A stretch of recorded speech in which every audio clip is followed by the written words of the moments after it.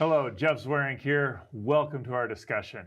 As I spend time out on the internet dealing with Twitter and talking to people and following various arguments, one thing that often comes up is this claim that you need to show me the evidence. And often what I find is when you put out a piece of evidence, people go, that's not evidence, it doesn't count. And so I'm excited today because we've got Dr. Darren Williams.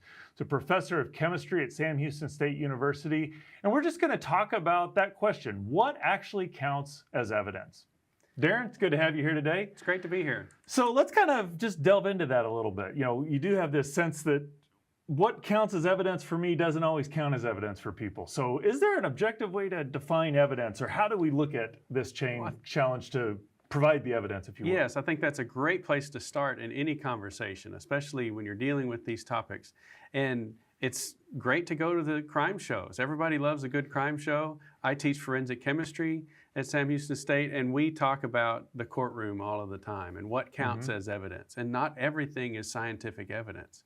Okay. A lot of times people set that as the only evidence that they want to consider, but that's not the way the world works. We have historical documentation, we have personal testimony, eyewitness, testimony. We also even have personal experience and expert witnesses.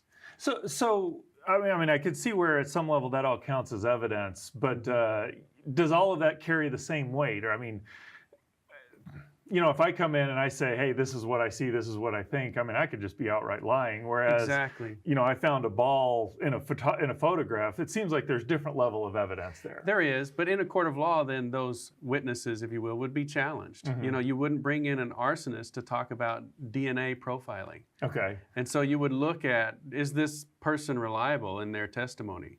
And so not everything is just scientific. Okay. You have other kinds of expert testimony that you would bring in and actually lend credence to. So if you had somebody, for example, if you're talking about, hey, what does this mean, if you will, having a theologian or a philosopher or even a historian who studies linguistics or something, they're weighing in and saying, hey, this is what this means. That counts pretty strong as evidence, really even does. though it's not scientific evidence, if you will. Exactly. And so I think that's a good thing to point out to somebody who seems to have set their filter to the setting of only letting science through. If you're in a discussion with someone, you say, look, we could talk to archaeologists, we could talk to historians, we could talk to theologians. So it kind of gets, it seems like at some level you're having to talk what counts as evidence, or what is evidence to the person, and seeing whether they really accept things as evidence, but then also recognizing that there are a pretty broad set of what counts as evidence, and on the other, kind of going along with that, you don't really get the choice to throw out certain kinds of evidence, if you will. Right. You're going to make your own subjective decision on what compels you, but I think it doesn't make a lot of sense to just say, no, I'll only accept scientific evidence. We don't run our lives that way. We don't do that in a court of law, and we don't do that, when we go across the street to a sketchy looking restaurant. So kind of, yeah, that's fair. So from the perspective of you're dealing with someone who says, okay, show me the evidence, and you do put some evidence out there that you think is interesting or compelling. Yes. When they come back and just respond, oh, that doesn't count because of this, that, or the other, how do you respond, and what have you found effective in kind of moving the conversation forward from this is what I like, this is what you like type thing? Yeah, I would just sort of drop it back down to the sources and discuss why they think the way they do, and try to get them to self-reflect. Am I setting the bar so high here because I don't want to deal with the conclusions that are coming if I accept that? And so I really just talk about why it is the person is setting the bar in this area differently than they might be setting it in other areas of their life. And one of those things is giving credence to what I would say experts in different fields.